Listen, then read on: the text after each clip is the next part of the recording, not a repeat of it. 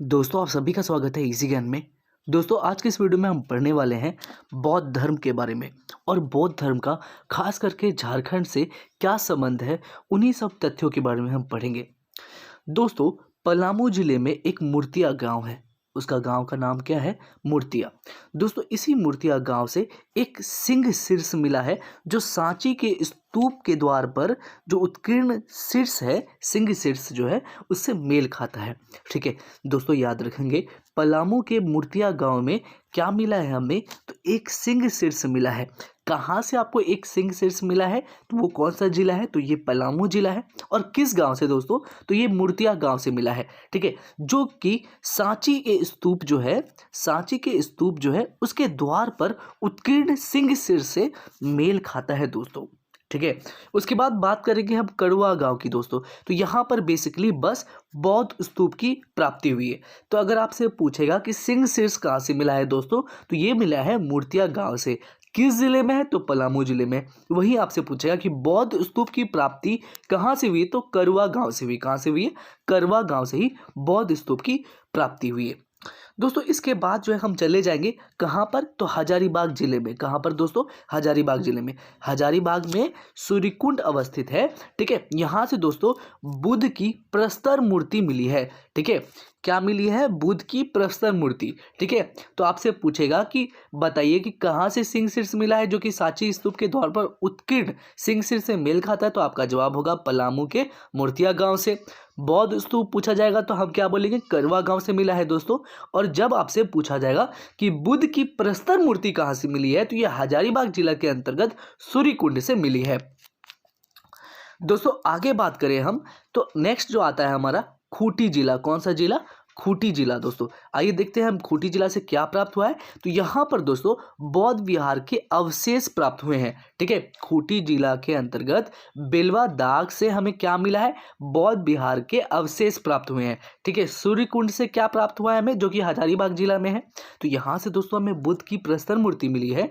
वही बेलवा दाग जो कि खूंटी जिला में, बेलवा दाग कहाँ है? खूंटी जिला में अवस्थित है। और यहाँ से हमें किसकी प्राप्ति हुई दोस्तों? तो बौद्ध विहार के अवशेष प्राप्त हुए हैं। ठीक है, अब आ जाते हैं हम गुमला जिले में। कहाँ पर दोस्तों? गुमला जिले में। ठीक है, तो गुमला जिले से हमें क्या प्राप्त हुआ है दोस्तों? तो गुमला जिले से हमें बुद्ध की एक प्रतिमा मिली है। बुद्ध की सिंपली एक जो प्रतिमा कहाँ से मिली है? बुद्ध की मूर्ति खाली आपसे पूछा जाएगा तो बुद्ध की एक प्रतिमा कहाँ से मिली है? तो ये गुमला जिले के अंतर्गत आता है। कौन सा गांव? तो कटुंगा गांव। कौन सा गांव? कटुंगा गांव से नॉर्मल बुद्ध की एक प्रतिमा मिली है। ठीक है, बुद्ध की अगर प्रस्तर मूर्ति की बात किया जाए तो हजारीबाग जिले के सूर्यकुंड से मिला है। ठीक है, अगर आपसे पूछा जाए कि बुद्ध की जो खाली एक प्रतिमा कहाँ से मिली है, तो ये कटुंगा गांव से मिली है, गुमला जिले से। वहीं आपसे पूछा जाए कि बुद्ध की प्रस्तर मूर्ति कहाँ से मिली है दोस्तों, तो आपका जवाब होगा हजारीबाग जिला सूर्यकुंड से। और नॉर्मल बुद्ध की एक प्रतिमा कहाँ से मिली है? तो कटुंगा गांव से, जो कि गुमला जिले के अंतर्गत है दोस्तों। अब हम बात करेंगे पटंबा गांव से, जो कि कहाँ पर अवस्थित है? ये जमशेदपुर में अवस्थित है। कहाँ पर दोस्तों? जमशेदपुर में। ठीक है, तो बात करें यहाँ से क्या प्राप्त हुआ है हमें, तो यहाँ से बुद्ध की 2 प्रतिमाएं प्राप्त हुई है। कितनी प्रतिमाएं? 2 प्रतिमाएं। ठीक है, आपसे पूछा जाए कि एक प्रतिमा कहाँ से मिली है, तो गुमला जिले के कटुंगा गांव से। बुद्ध की प्रस्तर जो मूर्ति है ये कहाँ से मिली है दोस्तों? तो हजारीबाग जिले के कौन से? सूर्यकुंड से प्राप्त हुआ है। ठीक है, लेकिन अगर पूछा जाए कि बुद्ध की एक प्रतिमा कहाँ से मिली है, तो कटुंगा गांव जो कि गुमला जिले के अंतर्गत। बुद्ध की 2 प्रतिमाएं कहाँ से मिली है, तो जमशेदपुर जिला के, जमशेदपुर जिला नहीं है, जमशेदपुर के अंतर्गत पटंबा गांव से। कहाँ से दोस्तों? पटंबा गांव से। ठीक है, आगे बात करें दोस्तों तो हम दियापुर दालमी की बात करते हैं। किसकी? दियापुर दालमी की। ये किस जिले में है? तो ये धनबाद जिले में। किस जिले में है दोस्तों? धनबाद जिले के अंतर्गत आता है दियापुर दालमी दोस्तों। यहाँ से हमें बौद्ध स्मारक प्राप्त हुए हैं। ठीक है, दियापुर दालमी से बौद्ध स्मारक प्राप्त हुए हैं। ठीक है, और बुद्धपुर में, यहीं पर धनबाद जिले के अंतर्गत ही बुद्धपुर में बुद्धेश्वर मंदिर निर्मित है। बुद्धेश्वर मंदिर कहाँ पर निर्मित है? तो हमारा जवाब हो जाएगा धनबाद जिले में। धनबाद जिले में कहाँ? तो बुद्धपुर में दोस्तों। ठीक है, यह बौद्ध स्थल दामोदर नदी के किनारे स्थित है। यह जो बौद्ध स्थल है जहाँ पर बुद्धेश्वर मंदिर है, ये किस नदी के किनारे स्थित है दोस्तों? तो ये जो है दामोदर नदी के किनारे है। ठीक है, तो बुद्धेश्वर मंदिर किस नदी के किनारे है? तो दामोदर नदी के किनारे है। आइए अब हम मैप के सहारे देखेंगे कि हमें बौद्ध धर्म से संबंधित कौन कौन सी चीज़ें हमें कहाँ कहाँ से मिली है। दोस्तों अगर हम पलामू की बात करें तो हमें पता है कि पलामू के मूर्तिया गांव से हमें क्या मिली है? तो एक सिंह शीर्ष मिली है। क्या मिली है दोस्तों? एक सिंह शीर्ष मिली है जो कि सांची के स्तूप पर उत्कीर्ण सिंह शीर्ष से मेल खाता है। ठीक है, चलिए अब बताइए दोस्तों हमें हजारीबाग से क्या मिला है? तो दोस्तों हजारीबाग से हमें, हजारीबाग जिले के अंतर्गत सूर्यकुंड से हमें क्या मिला है दोस्तों? तो यहाँ पर हमें बुद्ध की प्रस्तर मूर्ति मिली है। क्या कैसी मूर्ति मिली है? तो बुद्ध की प्रस्तर मूर्ति मिली है। ठीक है, चलिए आइए अब नीचे आते हैं। नीचे देखिए दोस्तों, तो खूंटी से हमें क्या प्राप्त हुआ है? तो दोस्तों याद रखेंगे, खूंटी जिले में बेलवा दाग से हमें बौद्ध विहार के अवशेष प्राप्त हुए हैं। ठीक है, खूंटी जिले के बेलवा दाग से हमें क्या मिले हैं? तो बौद्ध विहार के अवशेष प्राप्त हुए हैं। क्या मिले हैं? बौद्ध विहार के अवशेष प्राप्त हुए हैं। ठीक है दोस्तों, आइए अब हम ईस्ट भूमि पे चलते हैं। दोस्तों ईस्ट भूमि के अंतर्गत जमशेदपुर आता है। ठीक है, ईस्ट सिंहभूम, पूर्वी सिंहभूम जिले के अंतर्गत जमशेदपुर आता है। और जमशेदपुर से हमें क्या मिला है? तो जमशेदपुर से हमें बुद्ध की 2 प्रतिमाएं मिली है। ठीक है, बुद्ध की 2 प्रतिमाएं हमें कहाँ से मिली है? तो जमशेदपुर, जो कि पूर्वी सिंहभूम जिले के अंतर्गत आता है।